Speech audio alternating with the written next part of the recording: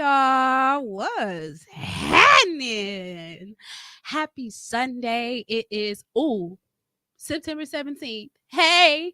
And I gotta call my daddy's birthday. Hey, happy Sunday, happy Sunday, happy Sunday. Welcome to Moment with MoeSghetti. It is I, your hostesses with the mostesses, your spiritual and mental health guide, your sister, auntie, cousin, best friend, always coming to you with the realness. MoeSghetti herself. Hey y'all. Welcome back.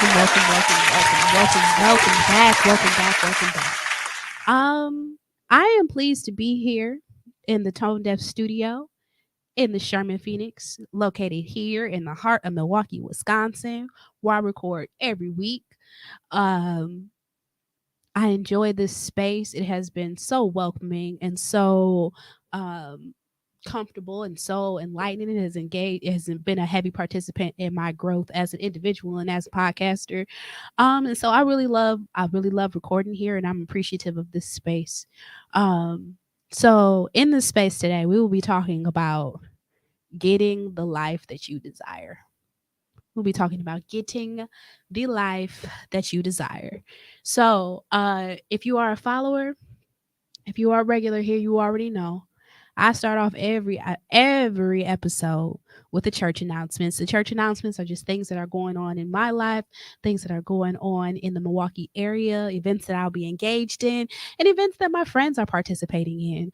Because on my platform, I like to uplift myself. I like to uplift you guys, but I also love to support small businesses and the ecosystem of those who are around me.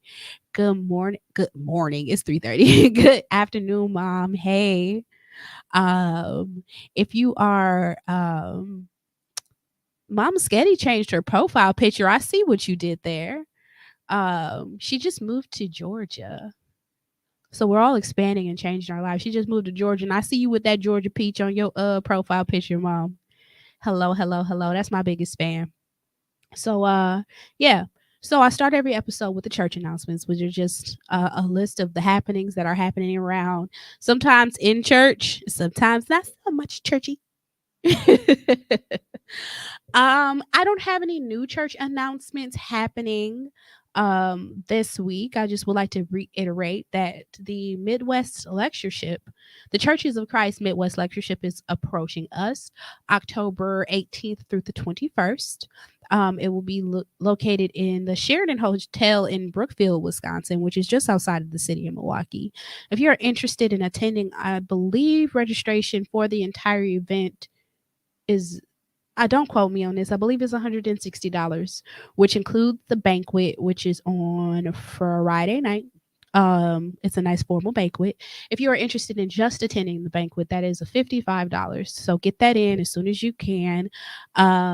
If you're looking for more information on that, you can visit the website. Hold on, Midwest Lectureship, MWL 2023. Look, okay, MWL2023.com. I am not feeling well again this week. Last week, my voice was scruffy. I felt a little better. And then I decided I wanted to go outside all week. So here we are. I done had a setback and I'm not feeling good again. So y'all just gonna have to deal with this energy level at whatever level it's at. Y'all gonna have to deal with me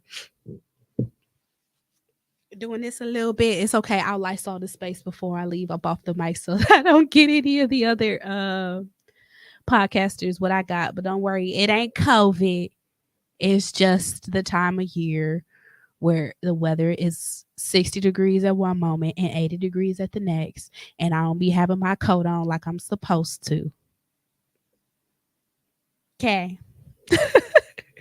So anyway, so if you're interested in attending the Midwest Lectureship, you can get more information on the website. Also, we are still, as far as I know, accepting vendors. So if you're looking for a vendor spot, you can also find that information on MWL2023 at gmail.com. Yeah, so last night, if you're here, then you probably follow me on Facebook as well. And you will see that we celebrated the 50th anniversary of the McGahee family. Shout out to them. Brothers Bernay and Dr. Aura. Okay, put some respect on her name, excuse me, Pastor Vornay and Dr. Aura McGee. He celebrated 50 years of union last night. The amazing Dorinda Clark Cole was in the building. She sang us down. She gave a word that was phenomenal, and I was very enriched by that experience. I wrote a whole blurb on my page on my profile over on Facebook about how I feel about her and how I feel specifically about a song that she has done called "He Brought Me," which was really one of it's probably one of my favorite gospel tracks. I'm not one who grew up on the Clark Sisters. I don't even know if I knew that that song was by Dorinda Clark Cole when I fell in love with it, but it is one that I absolutely love, and I got an opportunity to express to her how I feel about it, and it was just a great experience. Just simply being in the room with her, she was a beautiful, bright light with a wonderful, humble spirit, and we really appreciate her gracing the audience and all those who came out to celebrate the McGaheys and their continuous steadfastness, not only in ministry but towards one another and the example that they're able to lead. Leading a good example with your excuse me, hold on.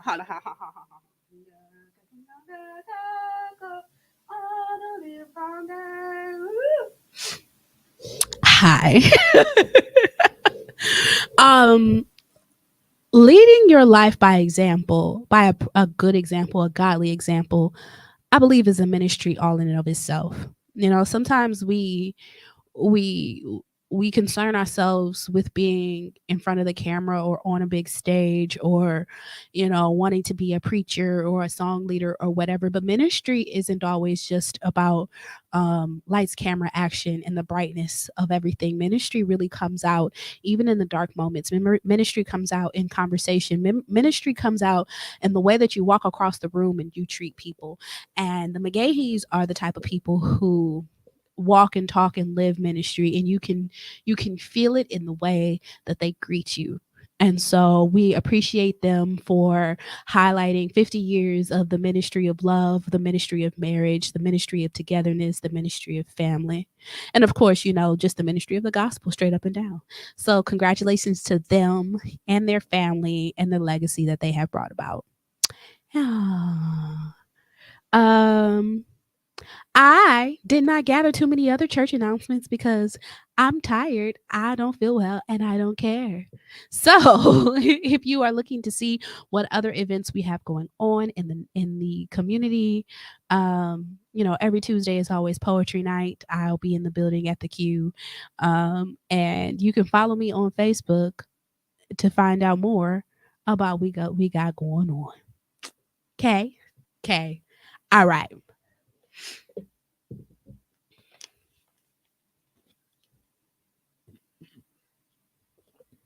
So let's get into this. Let's get into this. The topic for today is getting the life you desire. Getting the life you desire. Getting the life that you desire.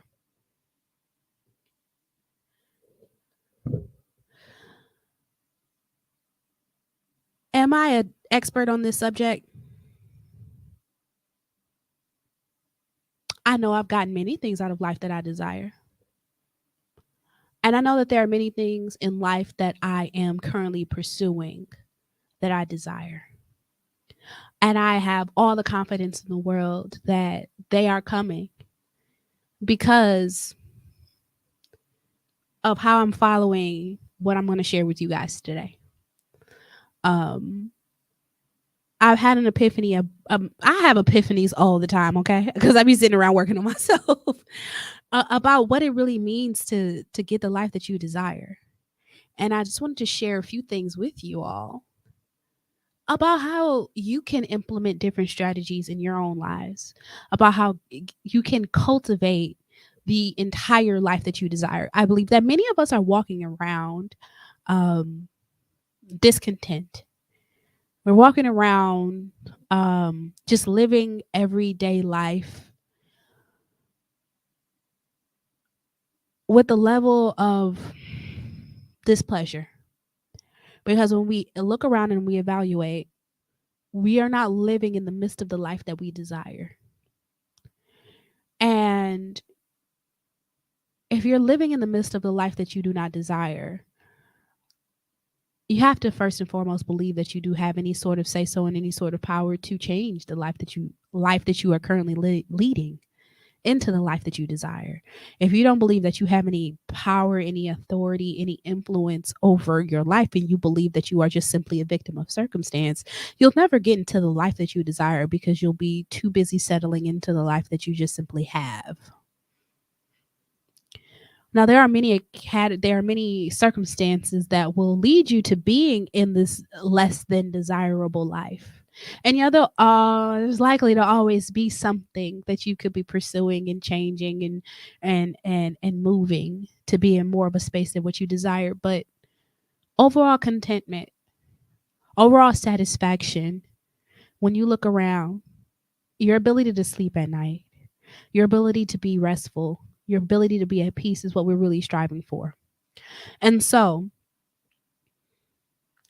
we're gonna take a walk down the subject of how to get the life that you desire. First and foremost, in order for you to get the life that you desire, you have to spend some time actually thinking about what you truly desire, not what you don't want. Okay, because there's a million things that we don't want. Okay, I don't want anchovy pizza. I don't want chitlins. But that doesn't tell anything about what I actually do want to eat. A lot of times when we're living in a life of discontent, we're living in a life where we're not happy. We look around, we're like, I don't want this and I don't want that and I don't want this and I don't want that. But we're not looking at exactly what we want. And in order for you to configure or figure out what it is that you desire, you have to actually slow down and think about it. You have to slow down and think about it. And one of the things that you can think about is, what do you already have? What do you already have? What is already happening in your life? Take inventory of what is going on in your life and have some gratitude for it. Some of us are not happy with our lives, but we have pieces of joy and we have pieces of contentment. We have pieces of our desires in front of us. But because the pieces of the desire or the foundational blocks of the desire of our life desires are not present, or we can't see the full picture of it. Sometimes the pieces of it we ignore, we minimize, or we make negligible. But really, we need to take inventory of those things and have gratitude for those things, because those are the things in which we can have building blocks on top of. For example, you want a big old house, right? If you are not homeless at the moment, you are a housed person. And so even though your home, excuse me, may not be as big as you want it to be, you may look around and be like, well, I have a bedroom that is sizable. I have a kitchen that is functional. I may not have as many bathrooms as I want, but the one I have is decorated very nicely. Perhaps you desire a large family. Well, maybe you have love from the family that you currently have. Or maybe you have a friend group that is solid and relationships that are meaningful. People you can depend on. Or at least you've moved the people that you can't depend on out of your life. Maybe you want a job that makes six figures. But right now you may be employed. Maybe you're not making as much as you want to. But perhaps the building blocks that on top of that which we need to be building are the current skill set that you have. And so it's important that we take inventory of what we actually have and have gratitude for it. A friend of mine a while ago was like, man, I really want to go on a cruise. I want to go on a cruise. I want to go on a cruise. I want to go on a cruise. I never been on a cruise. Da, da, da, da.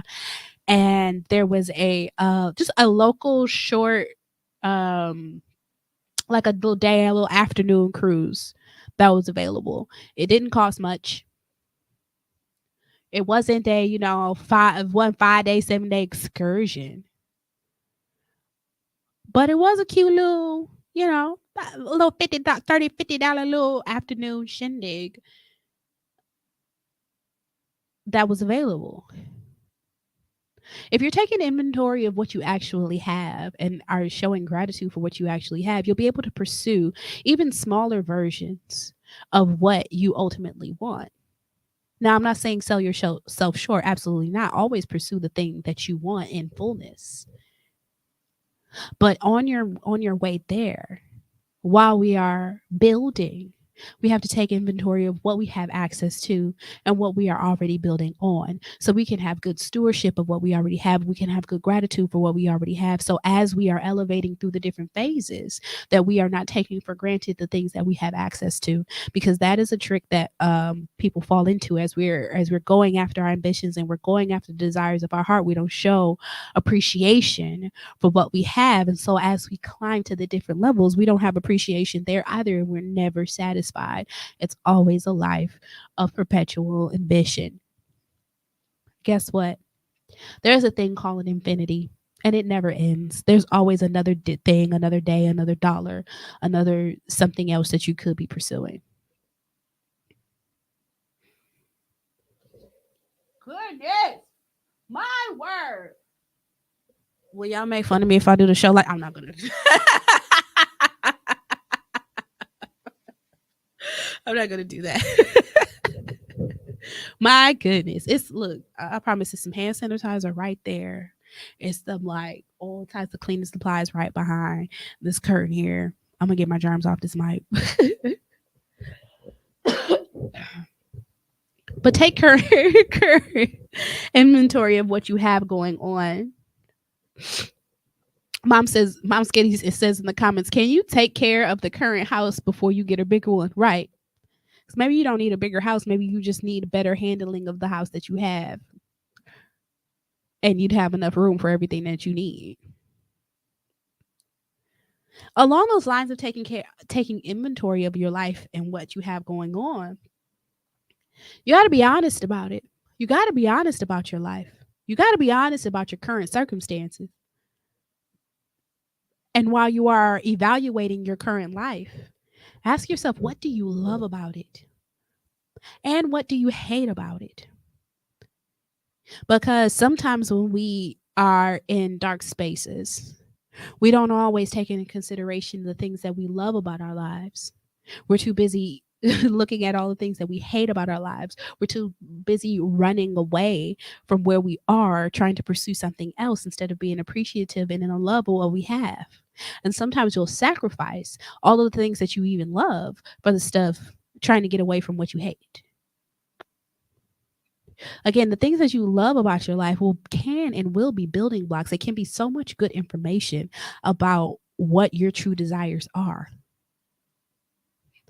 So maybe you hate your job, but you love your extracurriculars. That can show you information about where your passions are. Maybe you don't hate your job. Maybe you just don't like certain elements of it. Maybe if you're out in if you're in the office all day, you don't like that, but you enjoy doing customer service. Or maybe you do like interacting with the people, but you don't like to interact with them in the capacity that you are. Or maybe you don't like interacting with the people, but you do love the office. Breaking things down in a small way, detail by detail, to really tell yourself about what you love and what you hate will give you information and building blocks on how to pursue your desires. Because guess what? I'm going to tell you this. Anytime I do a how to pursue anything, how to grow, how to change, how to do anything, there's going to be a step in it that includes do it. There's going to come a point in which I say you're going to have to get up and actively pursue. Get your Nike on, just do it. Because ultimately, like, God can do anything. He can move mountains. He can drop opportunities right in your lap. He has dropped opportunities right in my lap. But even in those moments when he's dropped opportunities right in my lap, I've had to put myself in position to catch him and pursue him. So there will come a time in which you are going to be commanded to get up and walk, get up and do, be active about your pursuits. But if you don't know what you love and you don't know what you hate, and you're really not evaluating your desires, if you haven't figured out what your desires are, it's going to be so much more difficult for you. You're going to be very unfocused in your pursuit because you don't know what you're pursuing. Now, in this evaluation, in this getting to know yourself, in this growing, evaluating and inventorying your life, in figuring out what you love and what you hate and what you so, it's not always just the object. It's not just always the tangible. Sometimes it's the emotion too. Sometimes it is the energy too. Sometimes it is things that are not as obvious. I recently had a revelation within myself that I have been praying uh, for ease in my professional pursuits. I've been praying for ease when it comes to the things that I when it comes to accomplishing the things that I desire. And I had to sit with myself and really be honest and come to terms with I don't mind things being easy, but I like to work to a certain degree. Okay? To a certain degree, I like to work. To a certain degree, I like the satisfaction that I get in putting effort into a thing and it coming into fruition. I don't really like the ease of just sitting around and just doing nothing and things just come. I mean, it's cool. It's great. It's great. Like certain stuff, go ahead, open the floodgates of heaven, let it rain. Let it rain. I can't even sing. I'm tired. My voice is shot. I don't mind it, but there's a special type of fulfillment that I get in having a busy day or semi busy day in which I've accomplished things. Because I don't feel idle. I feel useful in the world.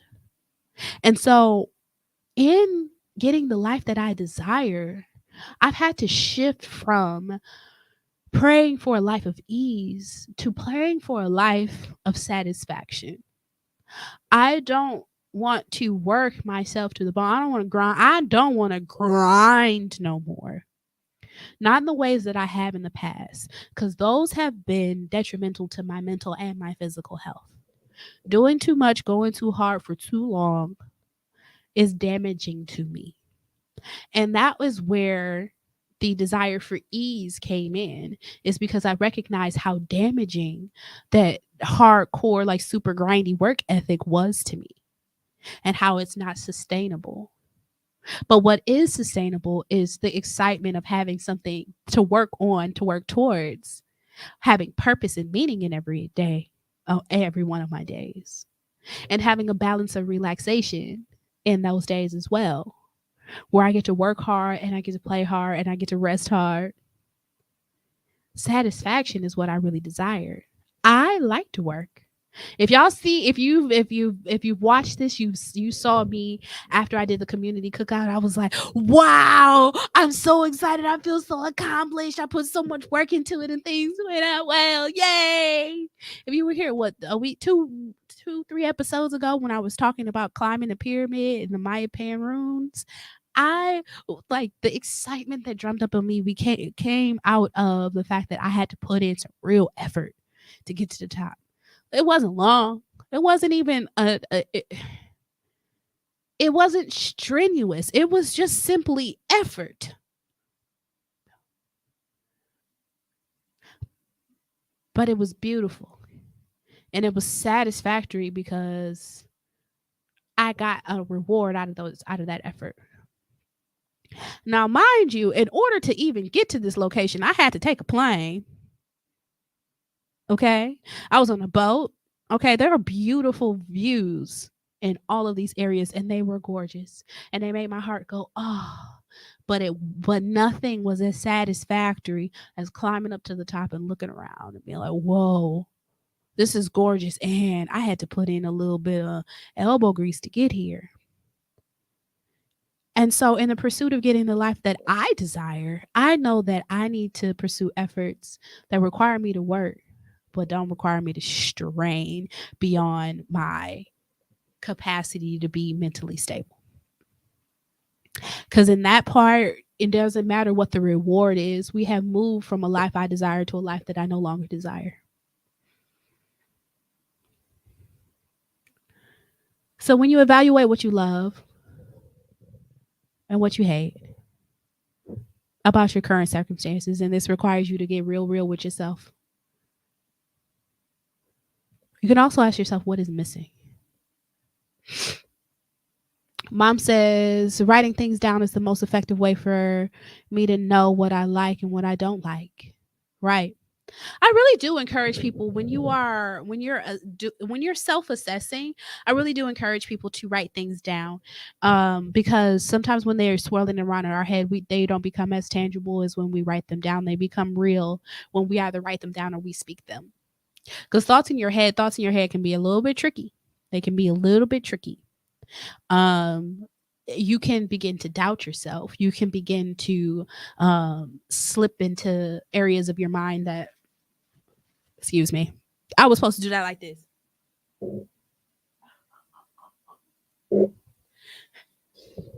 You can slip into areas of your mind in which you begin to second guess yourself. And sometimes you can't even really categorize, or you're like, I like this, but I like that, but like, no. Write things down so that you can plainly see it. And then if you find yourself in a different emotional state, you can come back to it and ground yourself in what you know is real.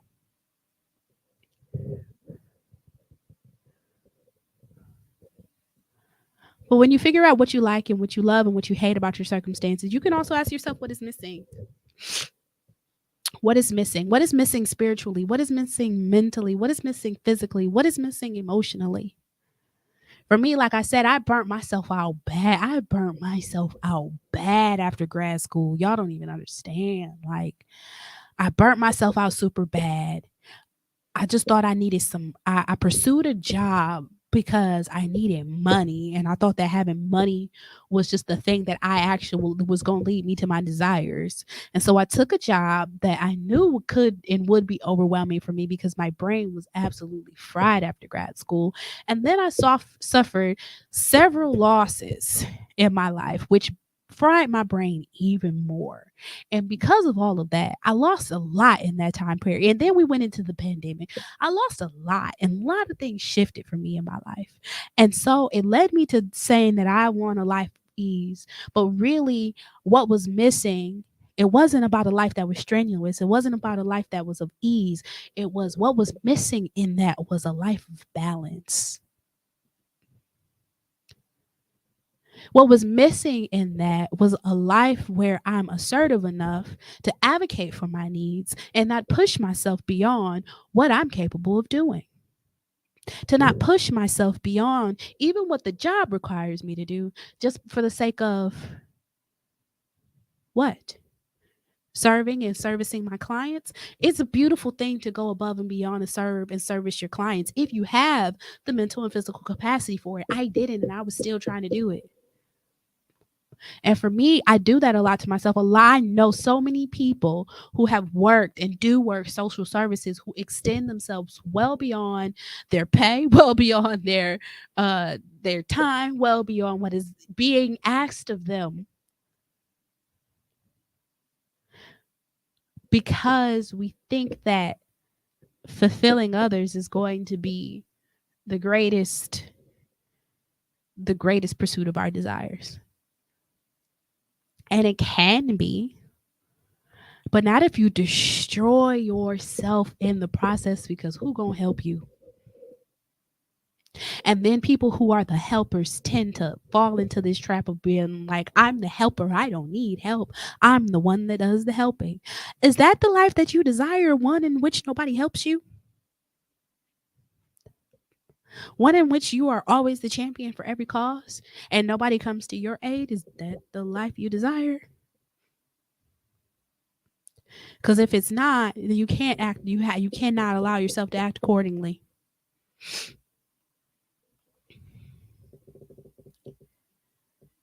What is missing? What is missing in your spirit? Are you drained? Are you angry? Do you need more energy? Do you need more joy? Do you feel lost? Do you need more guidance? Do you need more grounding? Do you need to be in the presence of the Lord? I asked God for more focus. He told me I need to get back on my ADHD medication.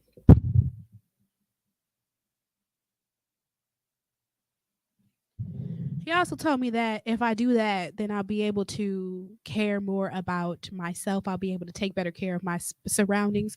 And I'll also be able to be more diligent about finding alternative ways to take care of my mental health, to get more clarity in my thought and more organization in my life. So maybe I could wean off and get off of those meds. But if I can't read the book on nutrition, or if I can't even watch the video on nutrition because my focus is so far off, that I need to do the things that allow me to pursue the actual desire. I needed more focus. I needed more order. He said, here's one way to get it quick so that later on down the line you can get it different. Building blocks. What do you have?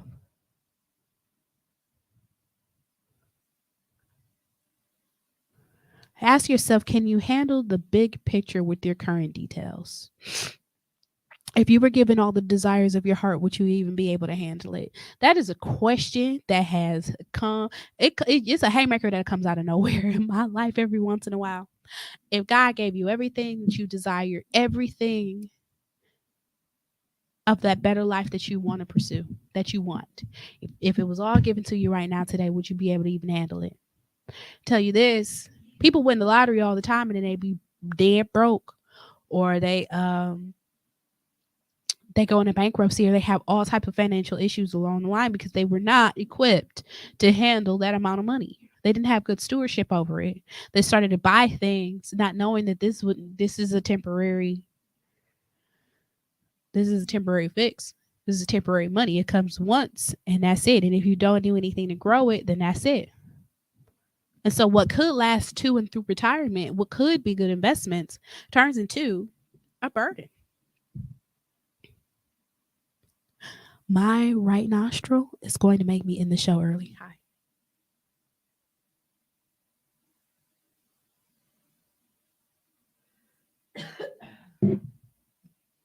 Don't nobody tell no Tone I'm in here sneezing on his mic. He be watching my show anyway, so he already know. But can you handle the big picture of your life with the current details that you have? Are you organized enough to run a multi-million-dollar organization? You don't even check your emails. I do check my emails. I don't delete my email. That's me hiding behind the mic. Did you catch that? Can you do business? You don't answer phone calls. You want love, but you don't talk to people. You don't. You not nice. You want friends, but every time you go out, you sit in the corner and you just look at people, or you leave early. People try to talk to you. They be like, "How you doing?" But fine.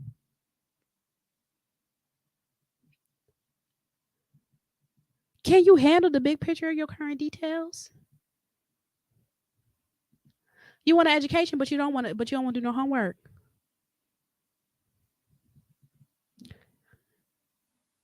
You want to be an entrepreneur, but you don't put no effort into actually making a quality good product.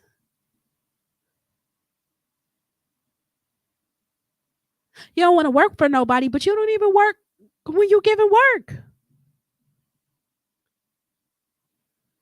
Can you handle the big picture with your current details? Because we'll have these big pictures about what our life desires are, but you gotta the details that it takes in order to get there. You have to make sure that you are equipped. And if you find an area in which you are ill equipped, that is an area in which you need to work on your personal development. Be it a mentality thing, be it a physical thing. Like, for example, I love to perform. I love to perform. I love to perform. I love to perform. But there was a time where I wasn't writing no poems. I wasn't going to no open mic. You asked me to sing a song, I would not. There was a time where I was early in joining the choir. My stamina was so low that I'd be ready to pass out in rehearsal. But I love to perform. And so if I wanted to be an artist, I gotta work on my art. If I want to perform poetry, I gotta write poetry. I wanted to have better stamina so that I could sing and so that I can dance and I can perform at a higher with higher quality and precision.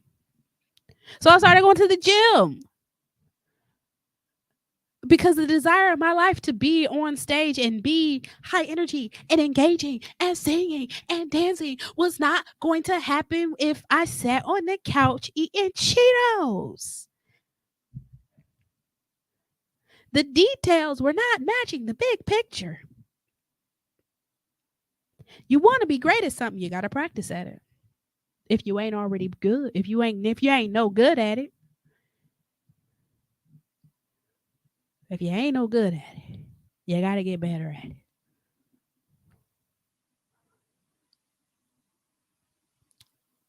I've come to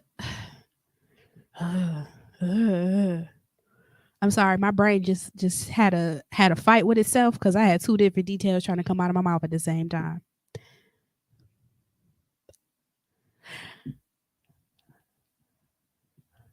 Mom said she wanted to start a blog, but she knew she wasn't going to write or type. Period. I wanted to show so bad. I wanted to show so bad, but I knew I wasn't going to sit down and edit it. So what did I do? I just started going live.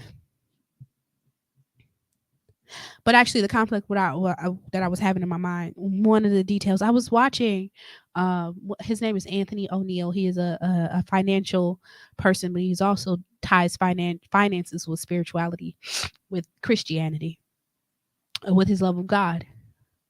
And he was saying that, hold on, I'll tell you what he's saying after these messages.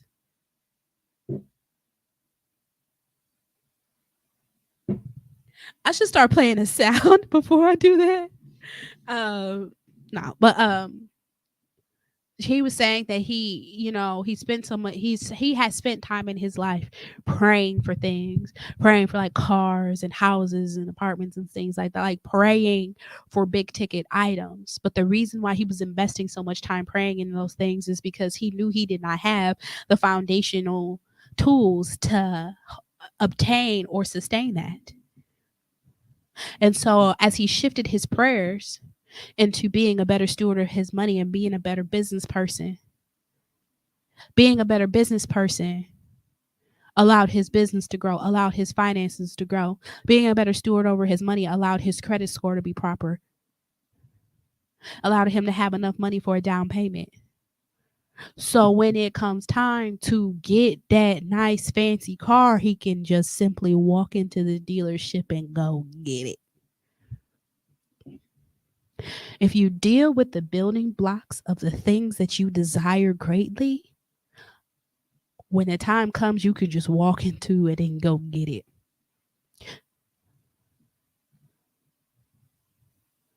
You want to go swimming? You build a pool and then you can fill it up and then you can jump in and you can swim as often as you want to. Or you can just keep your mind fixated on swimming every day and you go pay your little entrance fee into the different pools in the area. And you can just always be in desire of that. Or you can create the foundation in which you don't even have to pursue it. It's just already available to you. The pool in the backyard, I built that. I laid the foundation for it, created the building blocks, and I asked God to lead me along the way. So can you handle the big picture with your current details? These are all areas in which you can inform yourself of What do I need in order to get my desires? And then you begin to pursue those details, those aspects. You appreciate what you have and you build on it until you get where you're going.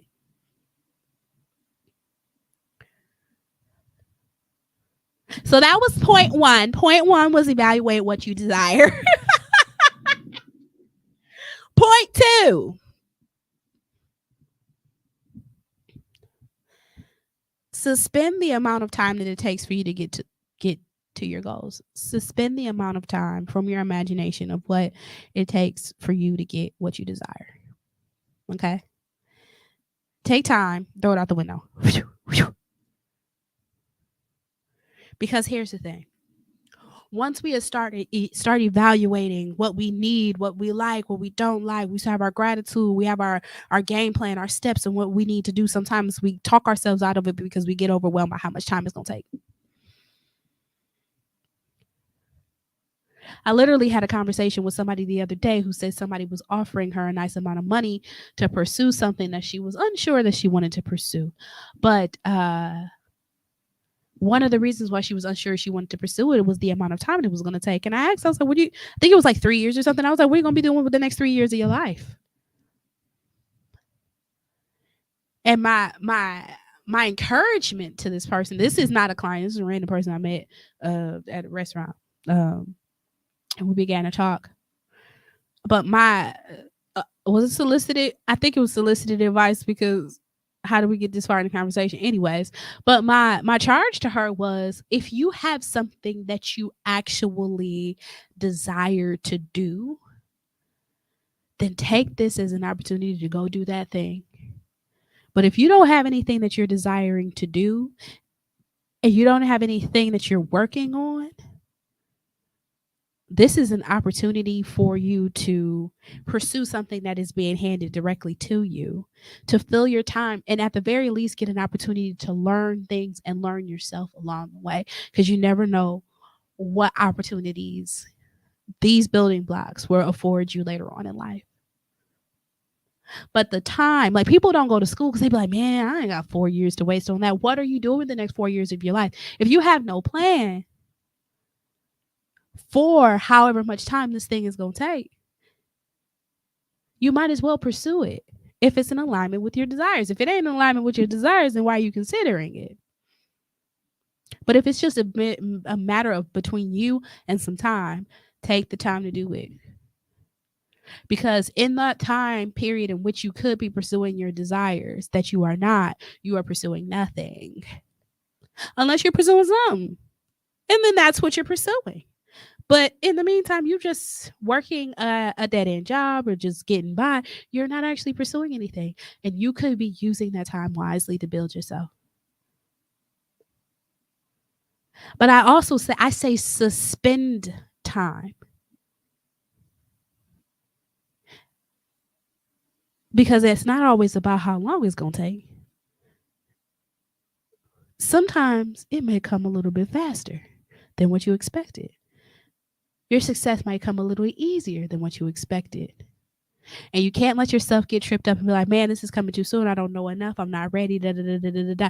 You can't allow you to talk yourself out of a blessing because you felt like it arrived too timely. Okay. And I want to go back a little bit. And when I say suspend time and don't care about how long it takes, there is nothing wrong with you having goals in your life, like wanting to pursue certain things by a certain period of life.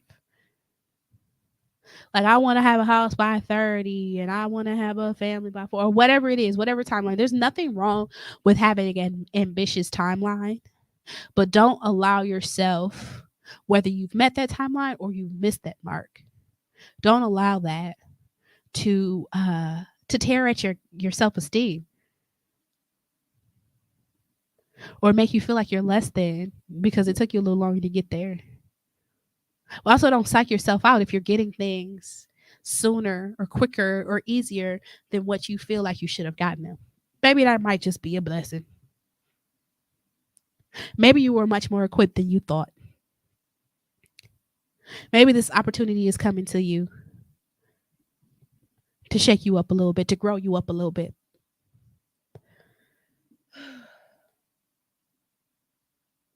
Don't be afraid of how much or how little time it's going to take you to get there. Suspend time, create the goal, walk towards it.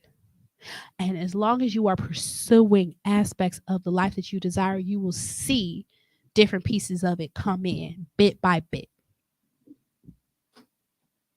Huh, huh, huh, huh.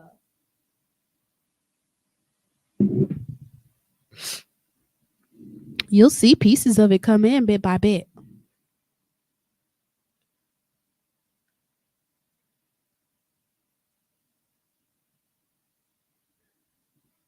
It's building blocks to a life that you desire. You get it by building it. You build it brick by brick, day by day. You said my hair growing?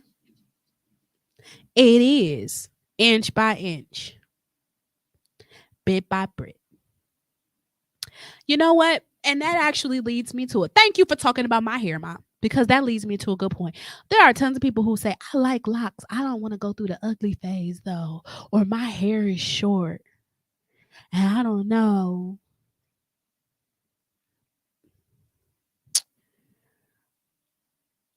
You got to go through the ugly phase of locks. And it's not an ugly phase. It's just that they're puffy and frizzy and they're not neat like freshly done box braids. And yeah, your hair will appear shorter because it is twisted and coiled and interlocked or however, whatever method that you're using. And so the actual length of your hair is the length of your straightened out hair. The length of my straightened out hair is not right here. Okay, it's probably like here, to be honest. But because of the nature of a lock, it is twisted and coiled and turned into itself. But eventually, if I take care of my hair, it will grow to the desired look and length. But if I time lock myself into, oh, it's not coming fast enough.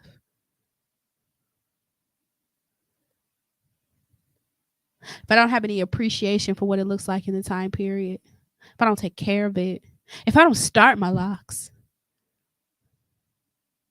they'll never get there. I'll just always be looking around at people with locks and being like, man, I wish I got some. Y'all know how long my locks would be if I started them like 5 years earlier, like when I thought about it. I did it when I was ready, though, to be honest. I wouldn't have wanted them. I probably would have cut them off 3 times by now. I did when I was ready. And that's another thing. You do it when you're ready. If you're ready, you're ready. If you're not, take the time to evaluate what you got going on. Mom says this is the longest I've been without cutting my hair. This is the longest you've been without cutting your hair. Let me tell you something. My mama was a big she was an ugly perpetrator of this. So she had cut her hair off, had cut a bunch of damaged hair off, and it was super short, and she hated it. And then when I first did her locks, I don't think she liked that either. Let me tell you, she got the most full head along. Oh my goodness, sickening. Gets on my nerves. But we'd have never got here if we wouldn't have pursued it in the first place. But if you ain't gonna sit in the chair and twist your hair, how you gonna have a full set of locks later on down the line? And that's what this is about. Evaluate what you have going on. Get your vision together. Appreciate what you have. Work with who you are and what you have and grow on top of it, not despite it. Grow with yourself, not against yourself. And the true essence of who you are and what you desire and what you need is already inside of you. You don't have to look outside of you. It don't have to look like what nobody else is doing. It don't have to look like what nobody else likes. These are your desires. These are the desires of your heart. And if you want to make sure that the desires of your heart are godly, then you ask God to make sure that those things are in alignment. And if you know God and you pursue God and his kingdom, he will make sure of that. Lord have mercy. Okay, look. I think I've done enough. Okay, I've talked for a whole 50 minutes. A whole 50 minutes, and I'm getting kind of tired. I'm gonna give me something to eat. I'm gonna go lay down. So, mom said I had to stop worrying about the how long they would take to get thick, and now, girl, yes. Anywho, so um, I'm gonna go ahead and take us out in prayer. Dear Heavenly Father, I thank you for this day. I hold you in reverence, and I just appreciate you for um being a guiding force in my life. I ask that you be with me and order my steps so they may be in alignment with you and your desires that you have for me. Place your desires in my heart, Father God, and be with the people who are under the sound of my voice, that they too will be able to see clearly what the building blocks they need are to fulfill the desires of their life, so that they shed the things that are contrary to their walk and they put on the things that will help support them, guide them, lead them, so that when they obtain their desires, they are sustainable for a long time to come. I praise you, oh God. I love you, oh God. I'm with you, oh God. In Jesus' name, amen. All right. Look, you know the drill. Thank you for being here with me. If you like what I'm talking about this week, you can like, comment, share, and all that jazz. And if you want to give me a little bit of financial appreciation for my time here, you can hit up my Cash App, hashtag MoeSghetti, buy me a coffee, buy me a car, whatever's in your wallet and whatever's on your heart. I appreciate every dime of it. I've been going on a lot of trips and adventures lately, and I could use some fortification. But anywho, regardless of all that, I really appreciate you for spending a moment with me. I will not be here next week. I don't know if I'm gonna be able to get my makeup episode in the middle of the week, but I'll talk about that with my producer, and we'll figure something out. Anywho, either way, this has been a moment with MoeSghetti. I am MoeSghetti. I appreciate you spending a moment with me. Thank you very much. God bless. Tone, take me out. Where you at? Oh no, he ain't listening. Ooh, we gonna Tone. Where you at? Take me out. The show is done. Tone, where you? I don't know how to turn it off. Regardless, where you at? Take me out. The show is done. Huh, huh, huh. Tone, hey, where you at? Ooh, take me out. The show is done. Hey, hey, hey. Anywho, I don't really want to leave alive. Ma, you should leave. We should leave together. Okay. In 3, 2, 1. I'm finna go. I'm tired. But bye, bye, bye.